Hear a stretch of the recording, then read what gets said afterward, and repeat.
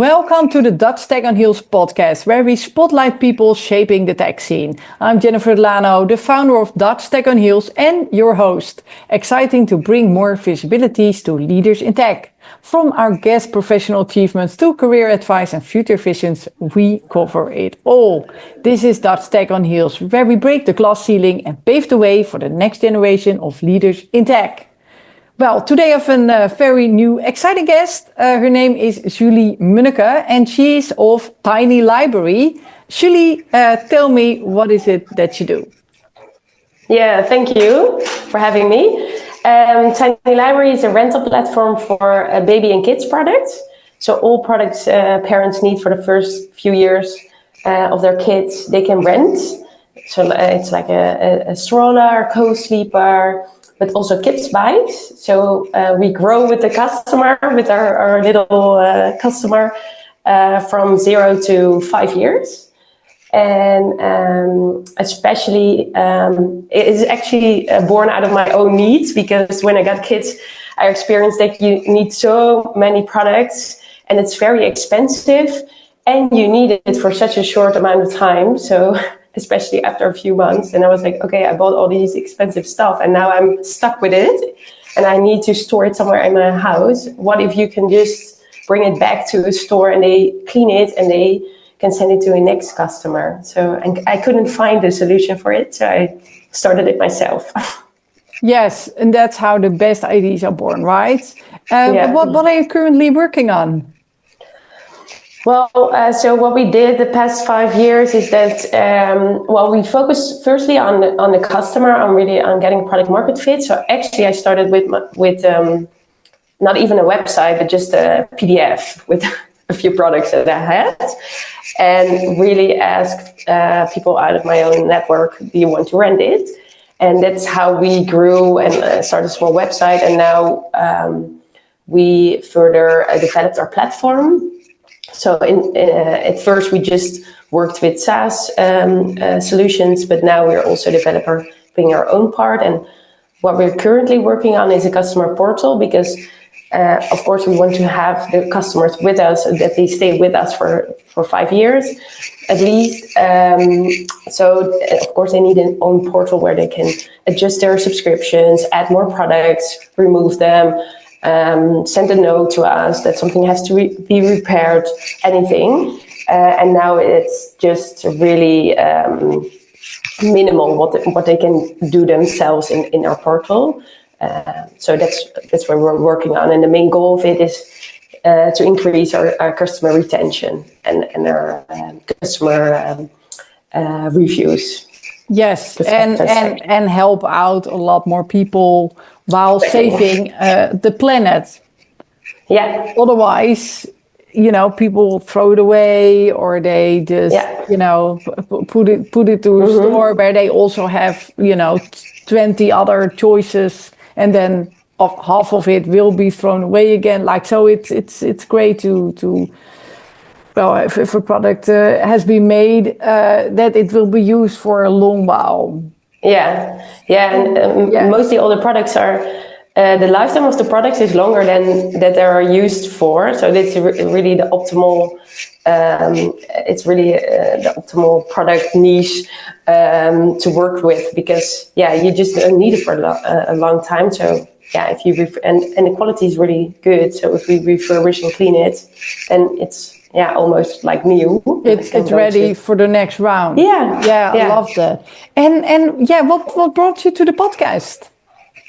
Yeah, I think I got introduced to you, and I'd like to tell my story because I always have to laugh to myself, because when I come to events or when I talk to other entrepreneurs, a lot of the times I'm the only woman in the room, and then I'm the one with the baby products. Of course. And then last year I have 4 kids myself, and last year I was pregnant, and then I was also the pregnant woman with her baby products. With the baby stuff, yes. And so often I get a little bit, like, people ask, like, how is your little company doing, and are you still working from home? Probably gives you a lot of flexibility, and so they really don't understand what it is to actually run a company, and I have almost 20 employees and a lot of active customers and a lot of handling. So it really takes a lot, and it's not like a little company I do next to. It's not a hobby. It's not a hobby. No, it's a serious business. Yeah, it's a serious business. Yeah. So yeah, that's what I like to talk about. Yes, beautiful story, very recognizable, especially being the only women in the room. We previously talked about running. Yes, a lot of time I find myself being the only women in the group as well. So yes, it's yes, when you go in places, yeah, you might end as a woman, as a woman, you might end up in groups of a lot of men and hardly can find other women. So yes, but it is, we get used to it, right? Yeah, sure. Yeah. And it's okay, I think. Yeah. We find a place.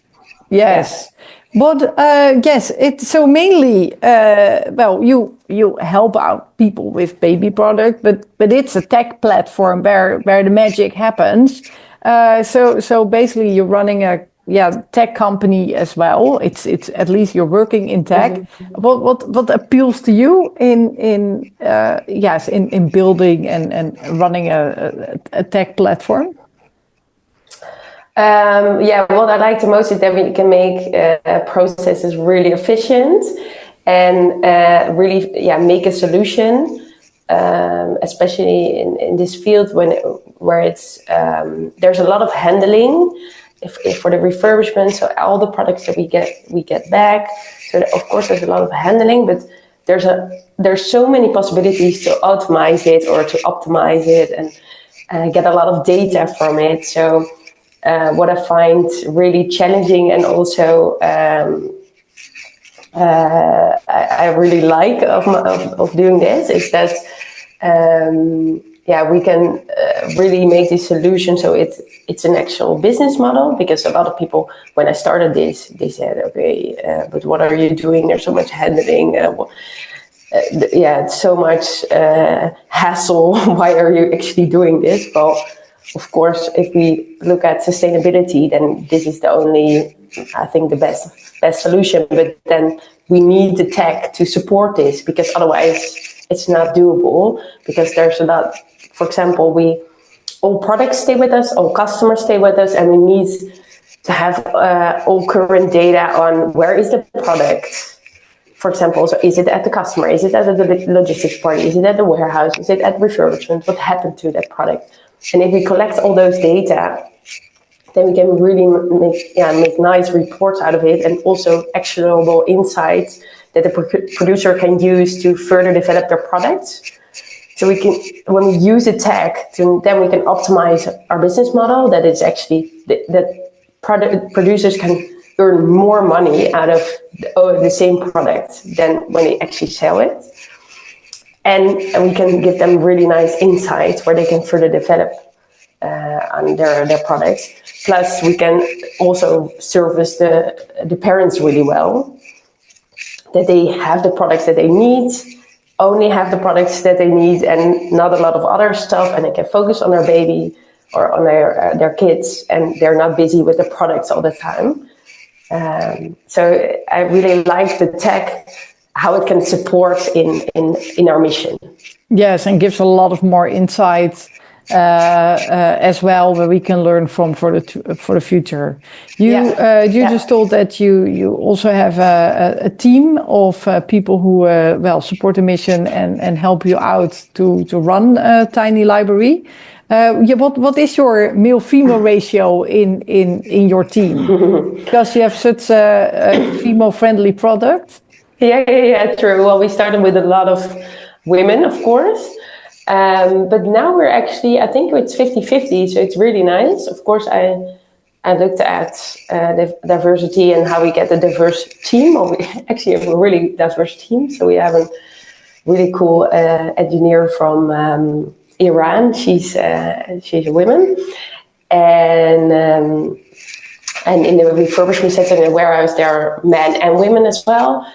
And for example, on customer care, we have a man. So it's really nice mix of of diverse people that speak different languages, have different capabilities, and also not always like it's not that we have only the women on the women roles, but for example, the engineer is a woman and the customer care is a man. So I really like that. And I think it's good. They're not just traditional jobs with traditional gender. Yes, yeah. I love that too. And diversity is so good. So you give a good. It's good to also show that as an example for the other people who listening to this might also run a business or are working in a business where diversity is a little bit more challenged.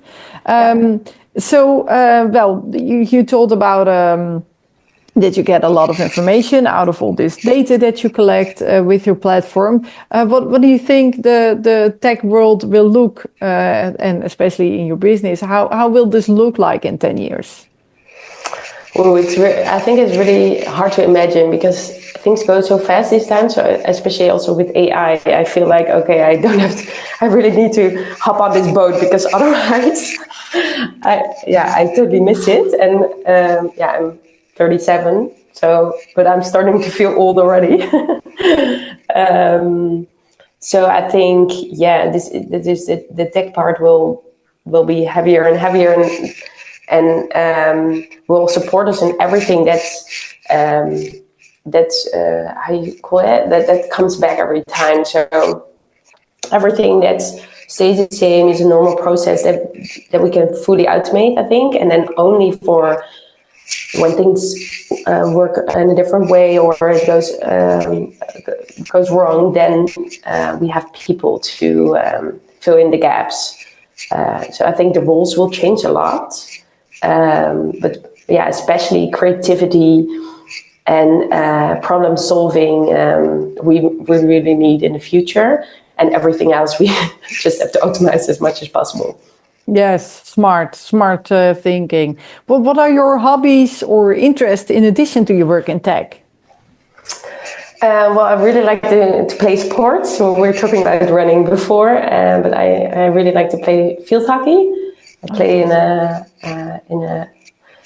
team. It's like a 30+ team, but it's a lot of fun, and we do well in the competition. So you're still rocking it. Well, that's nice. Yes. So that's really a lot of fun, and also just be with my kids and bike them to the soccer field and that kind of stuff. Yes, mom stuff. Yes, love it. But it's good, especially the sport question. I ask this a lot, and almost everyone is, or hitting the gym or do some running or some kind of sport. So it's a big thing. How more successful people are, they're more likely they're also working out in sport. So that is something common that I start to recognize. Another question: where else do people know you from? Where else? Yes, are you? And this is people say like, yes, I just did a big interview somewhere, or I just wrote a book, or maybe you're a member of a couple of big networking organization. Who knows? Well, I worked for ALT before, so I know a lot of people through ALT because it's such a big organization, and I worked there for almost 10 years. But I'm not on. I have some nice networking groups where I'm part of. One is that's really focused on e-commerce, and also we have a women founders group where we support each other. We can ask a lot of questions, also do some marketing together. That's nice. Yeah, that's nice. Yes, my next question is, where do you think are the best places to network? Do you have some advice for people who are, just getting started or just new to the network place? What is a great way to start? I think, go to some events. I think that really helps to see people in person. I started myself in 2020 when COVID just started. So in the first few years, there were not a lot of networking events. I really missed it. Just to really talk to people face to face. And of course, you cannot do it every week, but you can do one every quarter, for example. And find people that are in your in the same kind of business where you can learn from. So in the start, we had like a product as a service group together with swap feeds, for example, and also a subscription on flowers. So that kind of companies. And we had like a nice get together, and everyone could bring in some questions, and then afterwards we had a dinner or drinks. So it was a really fun combination. Well, with exchanging information, exchanging knowledge. Like, do you know someone that can help me with this? How do you solve this problem? And then also getting to know the people. And so when you're in harder times, and you have people to call, or that also say, okay, this is just a tough time. Okay, next time it will be better. So I think that really helps for me, that there's a group of people that understand what you're doing, or you can who you can call when you need some more support. That's beautiful. That's beautiful. Yes, how can people connect with you? Well, on LinkedIn, of course. I'm quite active on LinkedIn. Julie Munneke is my profile. Also, you can connect to Tiny Library. Our website is www.tinylibrary.nl.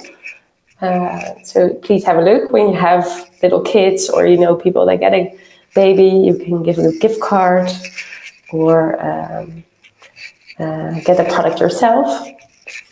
Yes, especially the gift cards are really nice suggestion. Everyone knows these. These birthday, you have no idea what to give, you know, or people get baptized or born. You have no idea what to give, but a gift card is a really nice present. So go to LinkedIn, look for Julie Munneke, and add her. Also find tinylibrary.nl and check out her platform. Thank you so much for joining the DutchTechOnHeels podcast and sharing your tech journey. If you enjoyed today's episode, hit subscribe and leave a review. Stay connected on social media. Find us on LinkedIn, Instagram, and X, DutchTechOnHeels. Who are the leaders in tech you'd like us to feature next? Send us a message. Your suggestions guide our future conversations. Stay inspired, stay connected, and until next time, this is DutchTechOnHeels signing off.